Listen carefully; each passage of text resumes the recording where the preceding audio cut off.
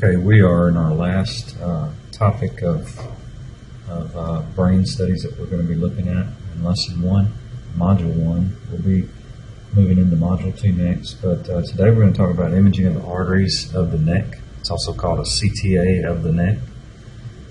The CTA of the neck is similar to the CTA of the brain in that vessels are filled with iodinated contrast that's rapidly injected, and they're imaged with thin slices and reconstructed to several different renderings. The carotid arteries are primarily the arteries of the neck that are evaluated during the CTA.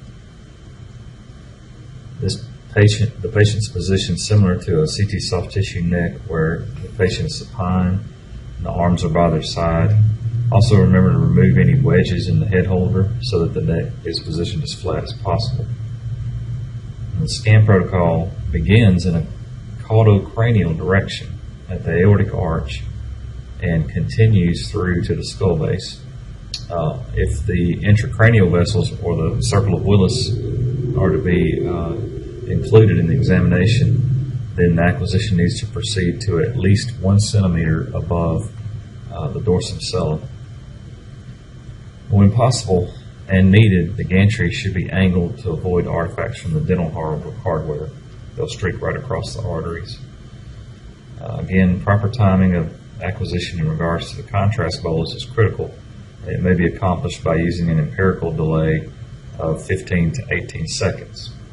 Or the CT technologist can use bolus timing methods, which have been described earlier and are listed on the slide here, such as the Sure Start, monitor slice, bolus tracking, or auto trigger. Also, a test injection can be used to determine the peak enhancement of the vessels. And with most CTA procedures, IV contrast with iodine concentrations of 370 or higher are recommended to enhance the vessels.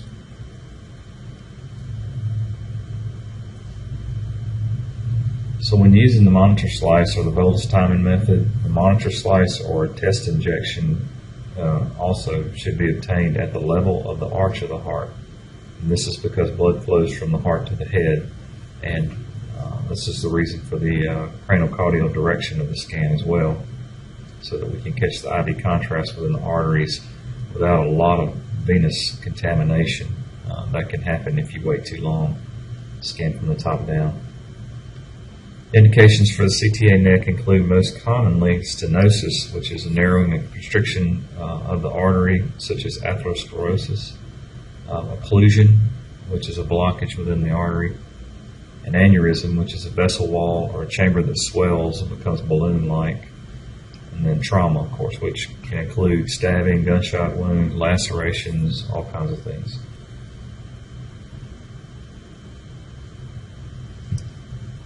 This slide contains 3D reconstructions and MIPS of carotid arteries and the circle of Willis.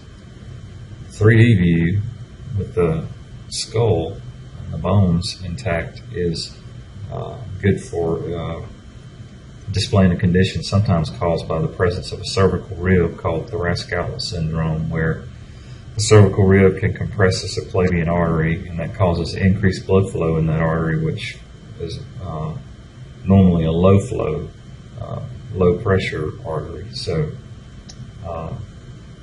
the bones will show that very well sometimes. So, but for the most part, what you're going to turn in are these 3D images here and the MIPS over here.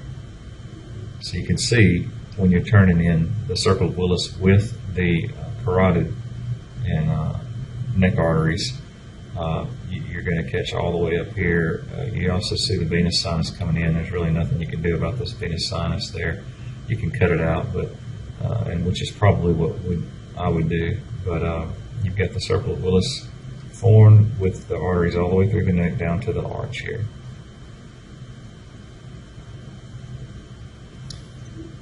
Now, this is a finished product of a 3D of the carotid arteries from the aortic arch up to and through the circle of Willis. They're labeled. Starting with A, we have the left internal carotid artery. And it goes without saying, I'm not going to say there's left and right. You understand there's a left and a right. It's the same artery on the other side.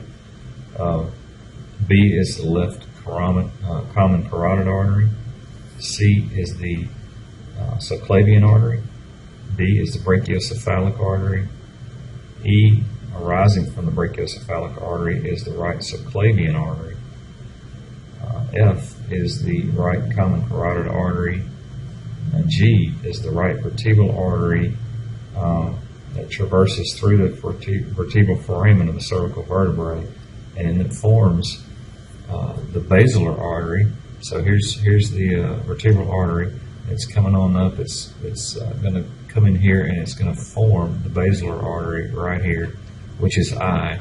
The basilar artery comes in the bottom of the circle of Willis there. And then H is the right external carotid. Okay, it's going to feed externally here. And they bifurcate internal and external. Then the internals come up and form the circle of Willis as well. So the circle of Willis comes up from the neck arteries. They're formed from the internal carotids and the vertebrals that come in and form the basilar.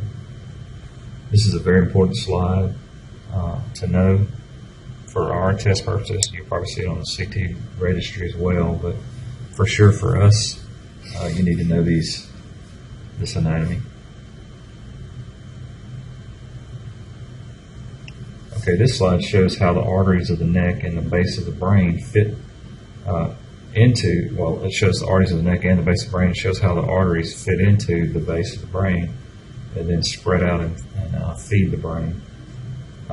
It's a good slide to memorize because as you can see, we don't turn in the brain parenchyma over here with these circle of Willis and carotid 3Ds. We just turn in the vessels themselves. And so when you have this image of the brain and you see here's your vertebral arteries coming up, forming the basilar artery, you can see how it feeds the pons and comes up here and splits up and goes deep into the midbrain.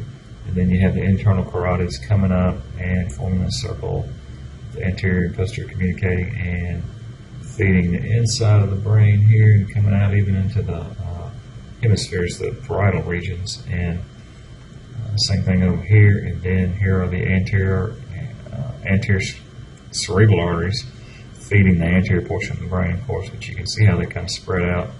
It helps you, it gives you a visual when you just have these 3Ds to go by of where the arteries are in relation to structures in the brain. And of course down here we have the arch, and the subclavian artery comes off, and then but the right subclavian artery is a branch of the brachiocephalic artery. So those two branch, and you have to remember that. That your left subclavian comes directly off of the carotid. The left common carotid comes directly off of the aorta. Left subclavian artery comes right off of the aortic arch. Left common carotid artery comes right off of the arch. But the right subclavian and the right external carotid are formed by the brachiocephalic off of the arch.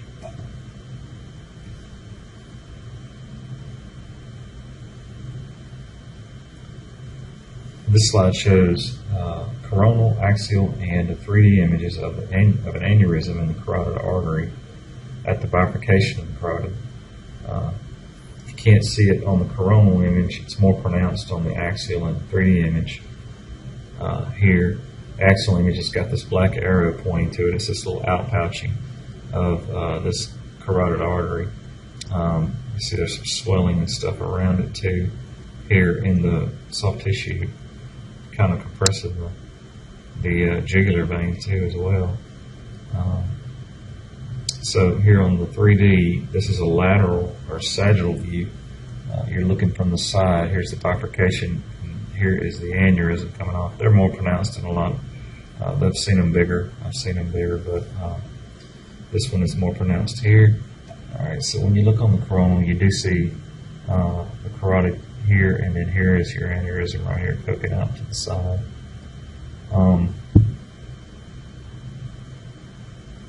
So you can see also, you want to take note of these jugular vein coming down here and here. The jugulars are bigger and less enhanced than the carotids. They kind of almost look similar in enhancement here on the axials at this point in that vessel. But for the most part, these jugular veins are going to be a lot bigger than the carotids, and the carotids are going to be internal. The jugulars are going to come out here on the external, the bigger ones. So that's how you can tell the difference between what you're looking at here when you see the internal carotid, or the carotids here, and then the jugular out here to the side. So we've covered the majority of the examinations that you're going to see on the head and neck and CT. We've covered it pretty fast here. We're only in our second week of the semester. Third week of the semester, and we're we're done with the head and neck. So there are some other exams, I'm sure, that are, but for the most part, there are spin-offs of what you've been taught in this course. So next time we meet, we'll be going into Module 2, which is going to cover the chest, abdomen, pelvis, and we're going to be in that for quite some time.